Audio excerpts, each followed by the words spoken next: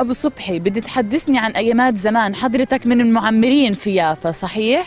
يافا كانت تيجي فيها عمال أغراب مصريين سوريين أردنيين. يافا كان فيها مصانع كتير، مناسج يعملوا أواعي، معامل بلاط، معامل حديد.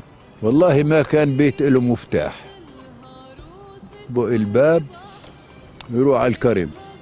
يافا أم البردقان، يسافر على أوروبا كل بردقان يافا. فلسطين وصلت 30 مليون صندوق.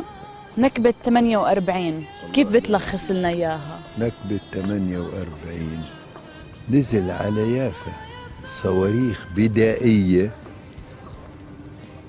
بديش أبالغ، أما أكثر من 4000 صاروخ.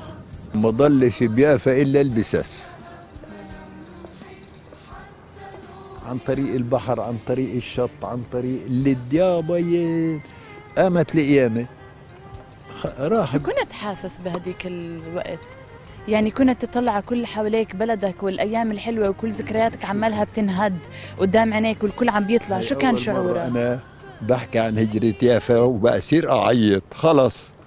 هلا ما تسألنيش. خلص كفي رئيس، يعطيك ألف عافية رئيس، شكرا لك. قتل بتقتل. طب آخر إشي شو بتعني لك يافا؟ إن سبيتي أبوي يمكن أسامحك، إن غلطت بيافا لبقيت عمري بسامحكيش.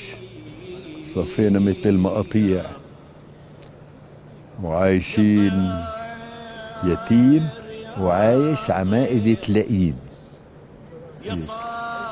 أخذوا أرضنا وأخذوا بيوتنا وهدوها عروسنا، حدش سأل فينا.